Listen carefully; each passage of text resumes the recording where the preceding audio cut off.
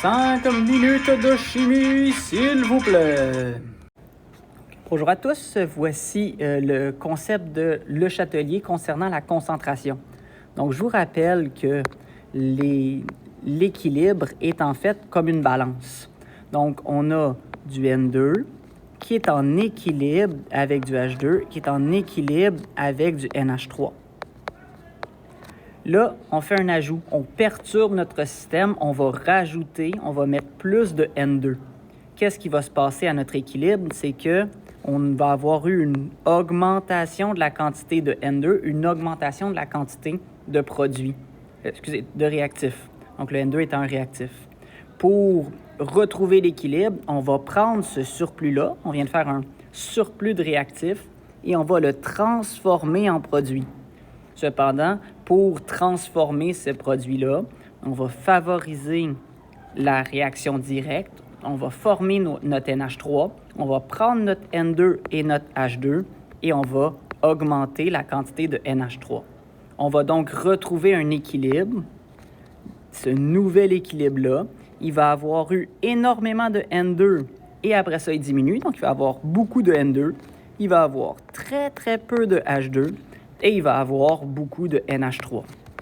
On peut donc dire qu'à notre nouvel équilibre, on a tellement augmenté la perturbation qu'il va y avoir une augmentation du nombre de N2. Il y a eu une diminution de H2. On a retrouvé notre équilibre quand il y a plus de NH3. Dans l'examen, c'est uniquement cette étape-ci qui est importante. Et donc, vous verrez dans les exercices que je vais juste travailler sur le E, le D et le R. Je le ferai implicitement dans mes explications. Donc, voici le tout. On a du NaOH avec du HCl qui forme de l'eau et du NaCl. Comme on l'a vu en classe, faites attention, les liquides ou les solides n'ont pas de concentration. Et donc, dans ces tableaux-là, on parle de concentration, jamais de quantité, toujours de concentration. Et donc, dès qu'on a un liquide, il n'y a pas de changement sur la concentration d'un liquide ou d'un solide. Donc, en augmentant le NaOH, comme là, vous remarquez, ça, c'est la perturbation. Et là, on va tout de suite s'attaquer à la réaction. Donc, qu'est-ce qu'on va faire pour retrouver notre équilibre? Comme j'ai un surplus de réactifs, on est dans quelque chose qui est comme ça, un surplus de réactifs. On va donc favoriser la réaction directe pour retrouver notre équilibre. On va donc favoriser la réaction. Je vais mettre d'une autre couleur parce que ce n'est plus une perturbation. Donc, c'est ça va favoriser la réaction directe pour retrouver l'équilibre. On va donc prendre notre HCl et le transformer en NaCl. Vous remarquez que oui, la quantité de NaOH augmente, puis elle diminue. Mais comme on l'avait déjà augmentée, on ne la rediminuera pas.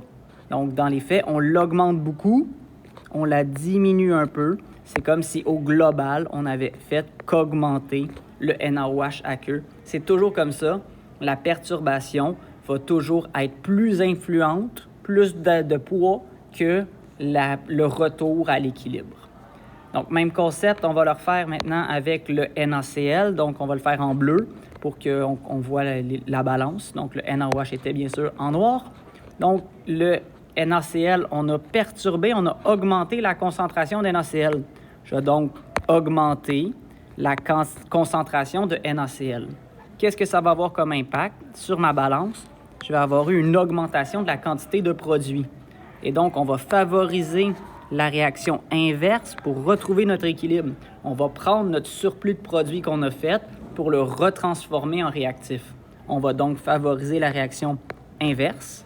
On va prendre ces réactifs-là, mais on l'a tellement augmenté que même si on le diminue un peu, au global, on va l'avoir augmenté. Et donc, on va diminuer cette quantité de produit-là pour le transformer en réactif. Vous remarquez que le H2O ne change pas comme c'est un liquide. Cependant, sa quantité, oui, pourrait diminuer. Là, ça, c'est la base. Maintenant, on y va pour les un peu plus complexes. Si j'ajoute du HBr, vous remarquez que c'est pas ça, c'est pas ça, c'est pas ça, c'est pas ça, c'est aucun des réactifs ou des produits présents. On sait cependant que le HBr est un acide. Il va donc s'attaquer à la base et il va réagir avec la base pour faire une neutralisation acido-basique. Qu'est-ce que ça va faire?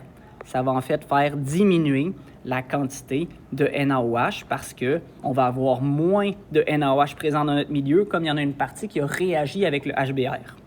Notre équilibre sera donc comme ceci. On a enlevé des réactifs. Comme on a enlevé des réactifs, il nous manque de réactifs. Le système va toujours prendre le côté qui a le plus de réactifs pour le ramener de l'autre côté. Conséquence, on va favoriser la réaction inverse. Le NaCl va donc diminuer, le HCl, je vais prendre une autre couleur, ça va diminuer et le HCl va donc augmenter. Et on remarque que oui, le NaOH va augmenter un petit peu, mais au global, il va avoir diminué parce qu'il va avoir augmenté moins de ce qui avait diminué initialement. Et finalement, ajouter de l'eau, ajouter un liquide, ça n'a pas d'impact sur la vitesse, donc ça n'a pas d'impact sur l'équilibre. C'est un très, très beau piège, ça.